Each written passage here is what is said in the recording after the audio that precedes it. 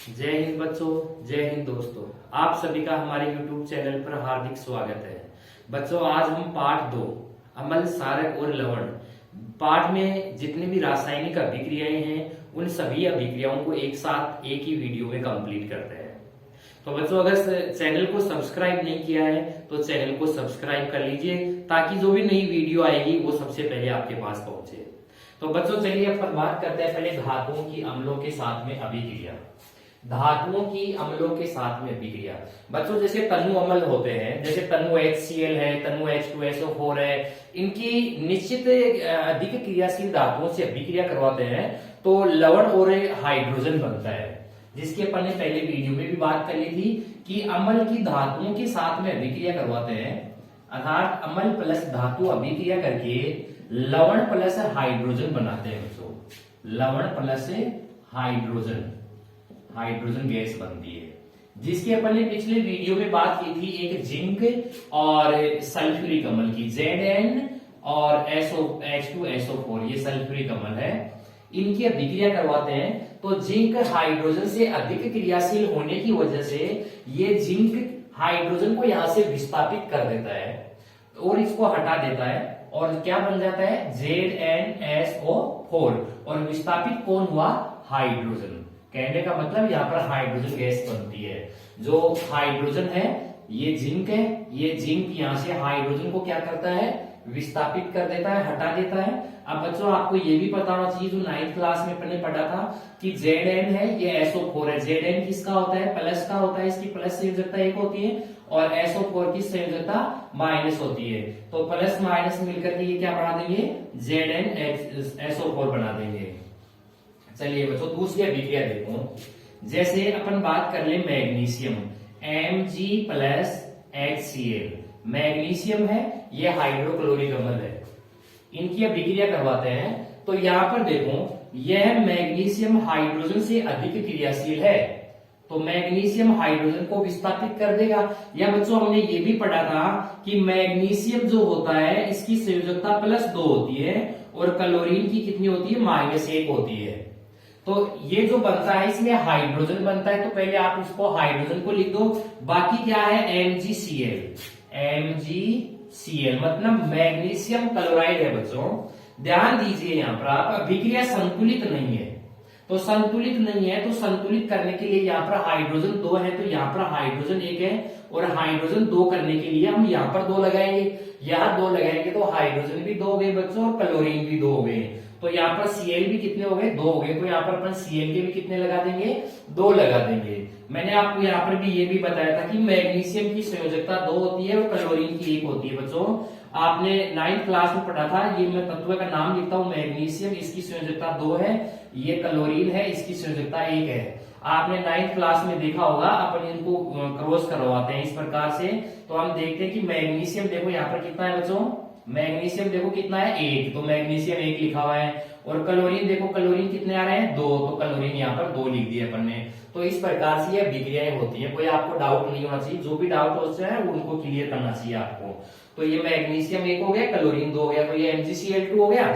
चलिए बच्चों, एक अभिक्रिया आप और बना सकते हैं, जैसे आयरन की बना दो FeH2SO4 के साथ में। ये आयरन है, लोहा, और इसकी सल्फ्यूरिक अम्ल के साथ में अभिक्रिया करवाते हैं। बच्चों सक्रियता श्रेणी में आप देखेंगे कि हाइड्रोजन से ऊपर है आयरन, इसका मतलब आयरन भी अधिक क्रियाशील है। तो ये क्या करेगा? यहाँ से हाइड्रोजन को हटा देगा, विस्थापित कर देगा।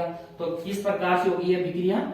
जैसे आयरन है, ये हाइड्रोजन की जगह आ जाएगा, SO4 हो जाएगा, FeSO4 बन जाएगा, FeSO4 प्लस विस्थापित कौन हो रहा है? हाइड्रोजन, तो ये हाइड्रोजन बन गया बच्चों। तो ये इस प्रकार से अपन ने बात की कि अम्ल जब धातुओं से अभिक्रिया करता है तो लवण में क्या बनता है? हाइड्रोजन। तो आप ये 3 अभिक्रियाएं देख सकते हैं। ये धातुओं के अत्यधिक क्रियाशील धातुओं के साथ। दूसरा है अपना सारकों की धातुओं के साथ में अभिक्रिया। इससे पहले नंबर 1 पर अपन ने अम्लों की धातुओं के साथ में अभिक्रिया करवाई थी। अब है सारक, सारक प्लस धातु। बच्चों मैं आपको बता दूं कि सारक भी धातुओं के साथ में अभिक्रिया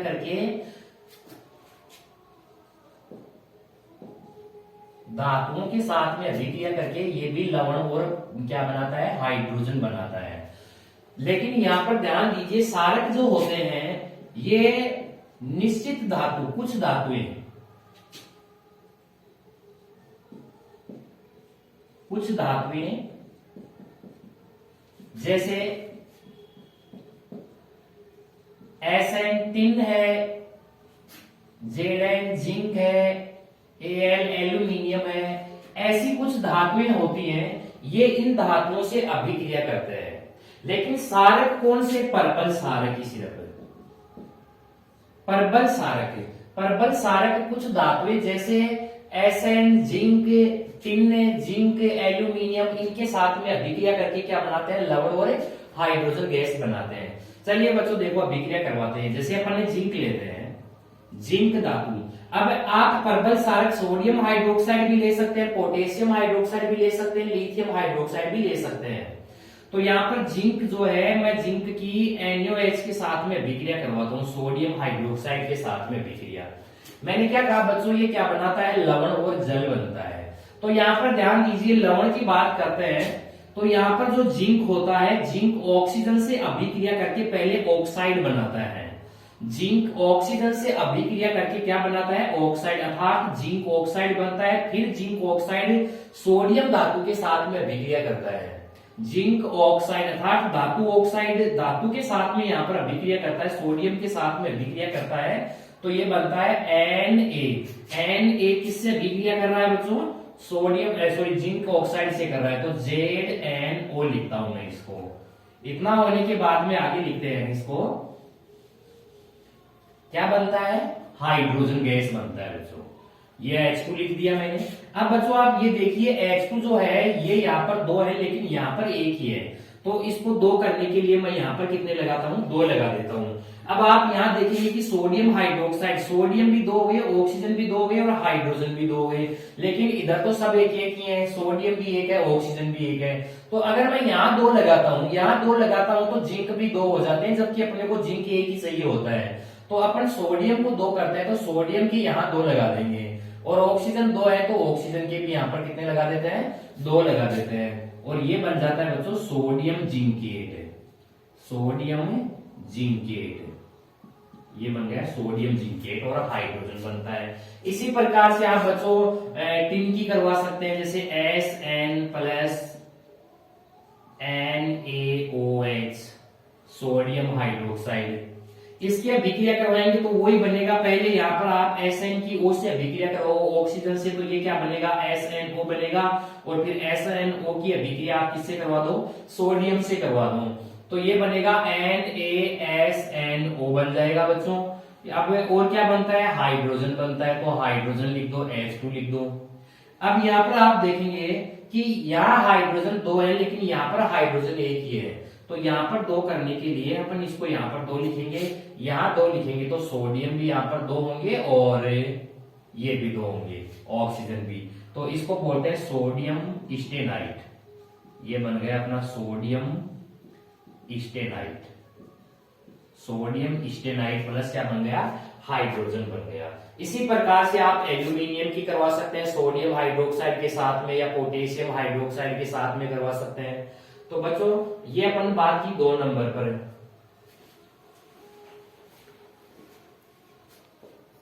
अगला है देखो, अम्लों के साथ कार्बोनेट और बाइकार्बोनेट की अभिक्रिया।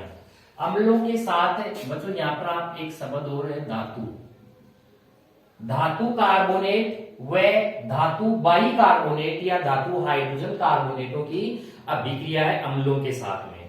तो मैं यहां लिख देता हूं कि अम्ल प्लस धातु कार्बोनेट, कार्बोनेट या बाइकार्बोनेट, बाइकार्बोनेट अम्लों की अगर धातु कार्बोनेट या बाइकार्बोनेटों के साथ में अभिक्रिया होती है तो लवण, जल व CO2 कार्बन डाइऑक्साइड बनता है बच्चों। तो अम्ल अगर धातु कार्बोनेट और बाइकार्बोनेटों के साथ में अभिक्रिया करता है तो लवण और कार्बन डाइऑक्साइड गैस बनता है। चलिए बच्चों देखते हैं, एक एग्जाम्पल करते हैं। जैसे CaCO3 धातु कार्बोनेट है, कैल्शियम धातु है, CO3 कार्बोनेट, तो ये धातु कार्बोनेट हो गया। इसकी अपन अभिक्रिया करवाते हैं HCl के साथ में, हाइड्रोक्लोरिक अम्ल के साथ में। तो अपन बात कर रहे थे कि लवण, जल और CO2 बनता है। बच्चों आप जल का सूत्र आपको पता है क्या होता है, H2O, और CO2 का CO2 होता है। अब आप यहां देखेंगे कि वहां CO2 बन रहा है और H2O बन रहा है, तो यहां पर बचा क्या है, आप ये देखो CO3 को देखिए, यहां पर CO3 वहां पर गया, CO3 देखो, एक तो CO2 में आ गया और एक ऑक्सीजन H के साथ में मिलकर के चला गया। अब यहां पर बचा क्या है अपने पास, सिर्फ और सिर्फ बचा है कैल्शियम और Cl, क्लोरीन बचा है।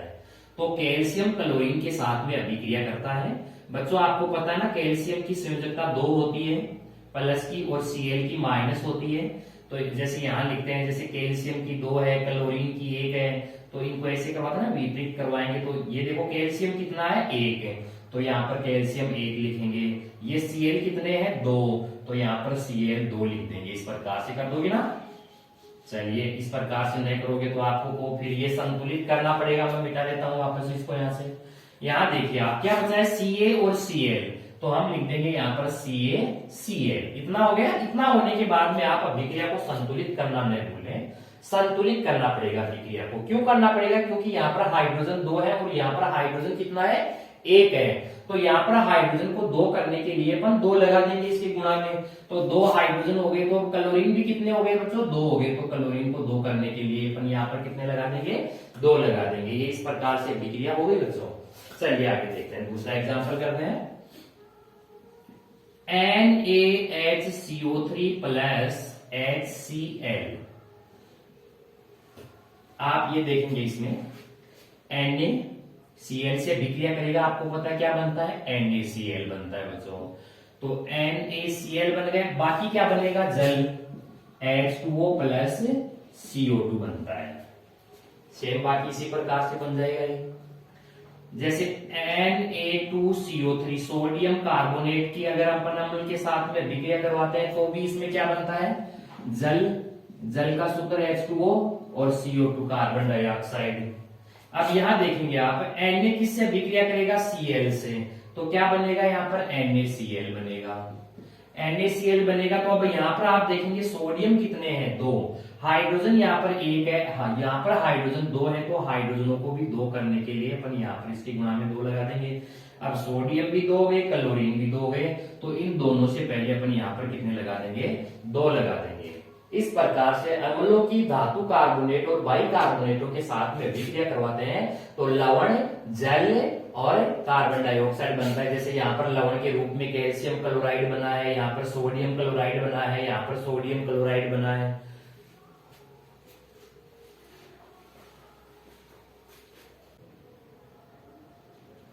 अगला नंबर 4 है अम्लों की धातु ऑक्साइडों के साथ में अभिक्रिया। अब यहां पर अपने क्या लिया है, धातु ऑक्साइड, धातु ऑक्साइड, और धातु ऑक्साइडों की अपन अभिक्रिया करवा रहे हैं किसके साथ में, अम्ल के साथ में करवा रहे हैं। ध्यान दीजिए, अपने धातु ऑक्साइड लिया है, न कि धातु ली है। धातु ऑक्साइड क्या होता है, अगर किसी प्रकार की कोई धातु है और उसके साथ में ऑक्सीजन जुड़ा हुआ है तो वो धातु ऑक्साइड होता है।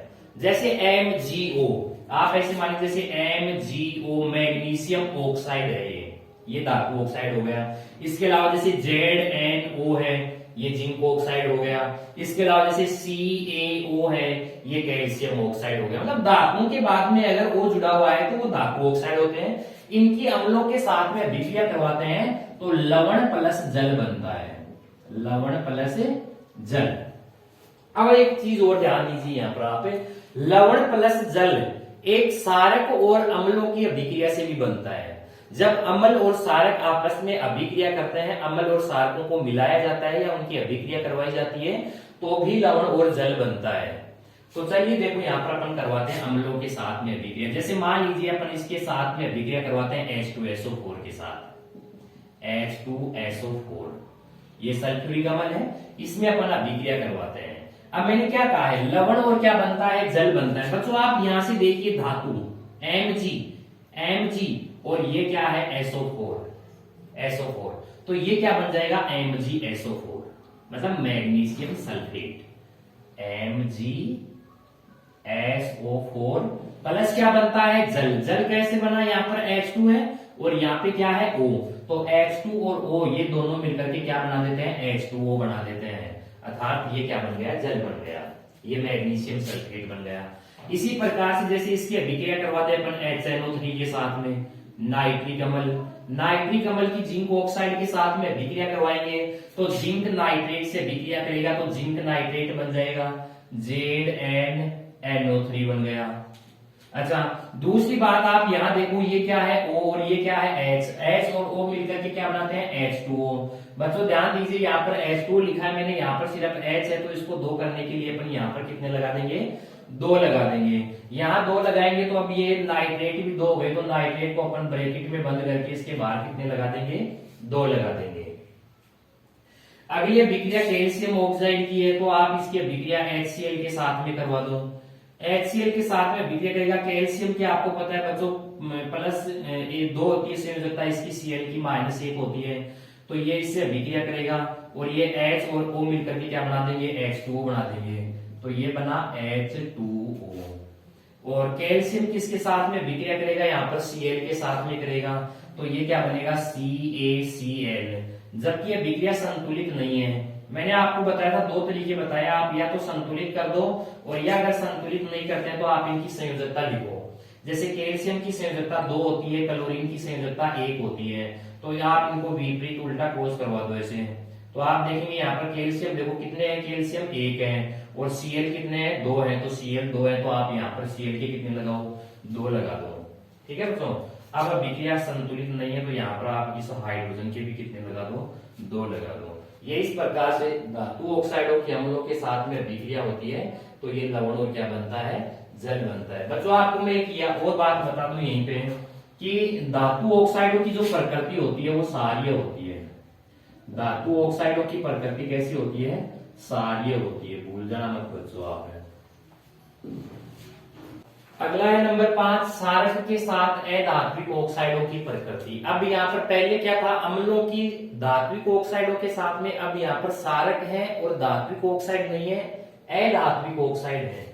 अधात्विक ऑक्साइड कौन से होते हैं, जैसे आपने सुना है जैसे CO2 carbon dioxide, NO2 nitrogen dioxide, SO2 sulphur dioxide, SO3 sulphur trioxide, इस प्रकार की अभिक्रियाएं करवाते हैं। तो चलिए अपन बात करते हैं, यहाँ पर एग्जाम्पल के तौर पर बात कर लें, जैसे सारक है, जैसे हम ले लेते हैं NaOH। पहले आपको मैं ये बता दूं कि सारकों के साथ अधात्विक ऑक्साइडों की अभिक्रिया से भी लवण और जल बनता है। सारक प्लस अधात्विक ऑक्साइड, अधात्विक ऑक्साइड से जब अभिक्रिया होती है तो क्या बनता है, लवण व जल बनता है। तो जैसे अपन बात कर लें यहाँ पर NaOH सोडियम हाइड्रोक्साइड की अभिक्रिया, जैसे अपन बात कर लें कार्बन डाइऑक्साइड से करवा देते हैं, तो कार्बन डाइऑक्साइड से अभिक्रिया करवाते हैं तो यहाँ पर क्या बनता है, लवण, और मैंने क्या कहा है, जल बनता है। तो पहले आप क्या लिख दो, जल लिख दो, H2O लिख दो। अब आप यहां से ये देखेंगे कि कौन गया, H गया, यहां से O गया, इसका मतलब यहाँ पर जो बनेगा वो लवण है, लवण के रूप में बनेगा सोडियम और CO2, ये CO3 होगा, तो NaCO3 मतलब सोडियम कार्बोनेट।